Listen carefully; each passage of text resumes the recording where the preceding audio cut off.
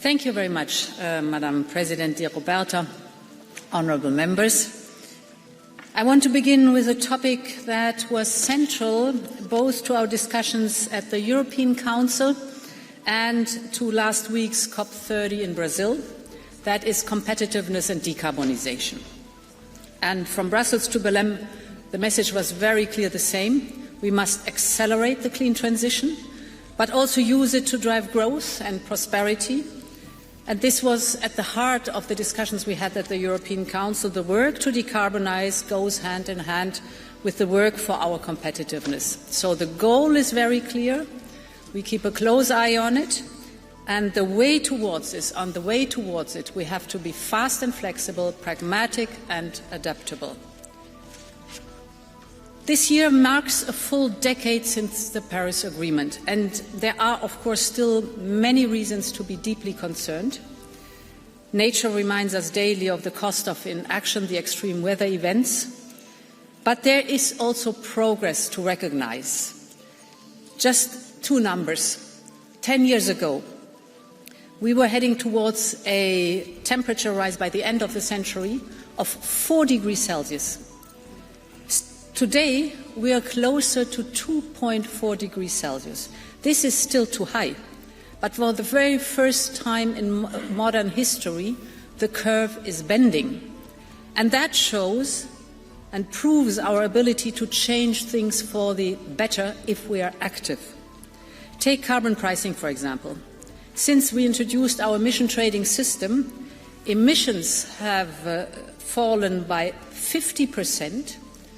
The growth of GDP was 27%, and we have gotten 250 billion euros from the ETS system to be reinvented in clean technologies, in research and innovation. So the principle is here very clear. If you pollute, you pay. If you don't want to pay, you innovate.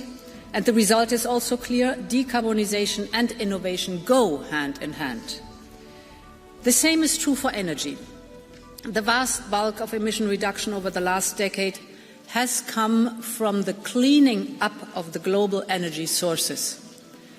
Just a figure, this year, 95% of new energy capacity worldwide was renewables, 95%. And the reason is simple. Renewables are now not only cleaner, but they are cheaper as well. So they have by now a compelling business case. Let's look again back to Paris Agreement 10 years ago. A total of $2 trillion were invested in global energy at that time. It was $1 trillion in fossil fuels and $1 trillion in renewables. Today, 10 years later, a total of $3 trillion is invested in energy globally, still $1 trillion in fossil fuels, but by now $2 trillion in renewable energy. So this is a profound shift, and it can represent a vast opportunity for Europe. How we seize this opportunity, that was a central theme of our discussions at the European Council. Honourable members, too high energy prices are the main brake to competitiveness in Europe. So energy was a centre point, but of course it was not the only point of discussions on competitiveness. And as the Draghi report outlined, competitiveness depends on investment and it depends on scale here in Europe. And that is why the European Council also discussed how to address the other hurdles we have in our competitiveness. The need for innovation, for example. That is why we're launching Choose Europe and the Scale Up Europe Fund, or the lack of deep and liquid capital markets. That is why we are advancing the Savings and Investment Union. The gap we have in adopting artificial intelligence. That is why we deliver on our AI First strategy. Or that is the reason why we're building the gigafactories. Or take the fragmentation of our single market. That is why we propose the 28th regime for innovative companies. So many important topics.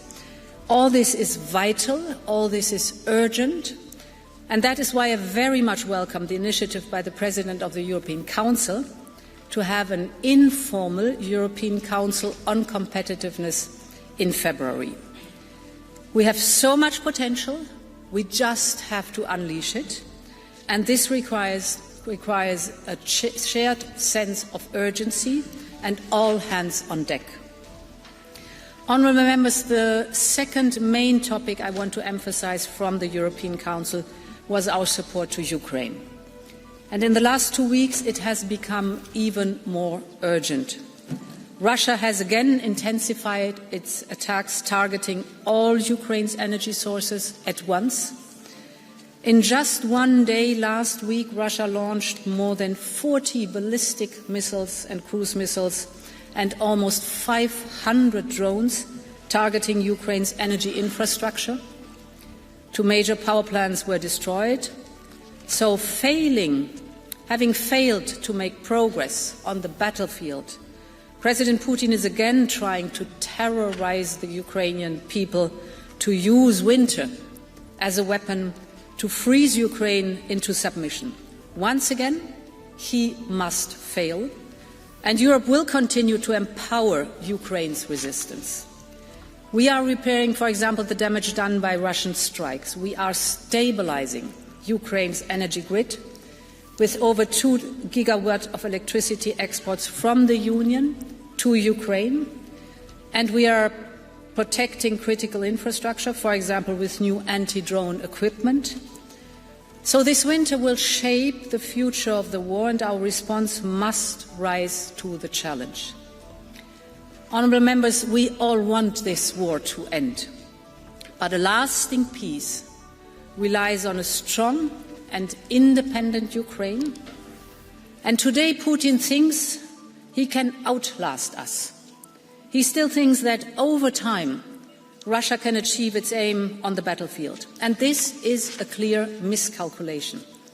Now is therefore the moment to come with a new impetus to unmask Putin's cynical attempt to buy time and bring him to the negotiation table.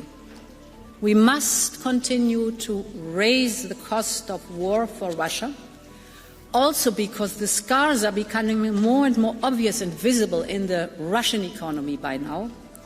And this is why we will disburse today almost 6 billion euros from the ERA loan and the Ukraine facility to Ukraine. And this is why I very much welcome the European Council's very clear commitment in the last meeting to cover Ukraine's financial needs for the next 2 years, 2026, 2027.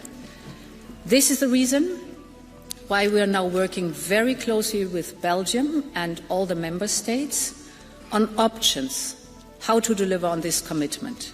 It's clear we will deliver and we will cover the financial needs of Ukraine for the next 2 years.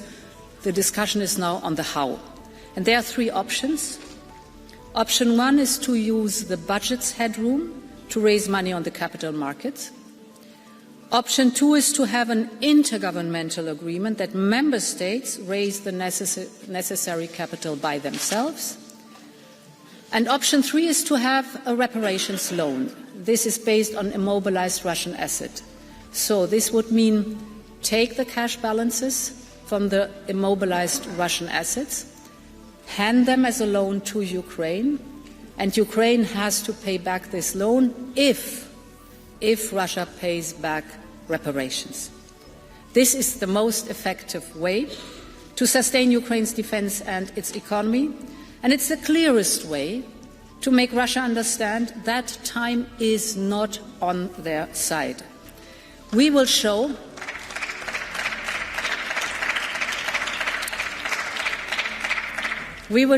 that, if needed, we are in this for the long haul, because this is about our freedom, it's about our democracies, it's about the rules-based order, and Europe will always stand by these values. Thank you very much, and long live Europe. Thank you.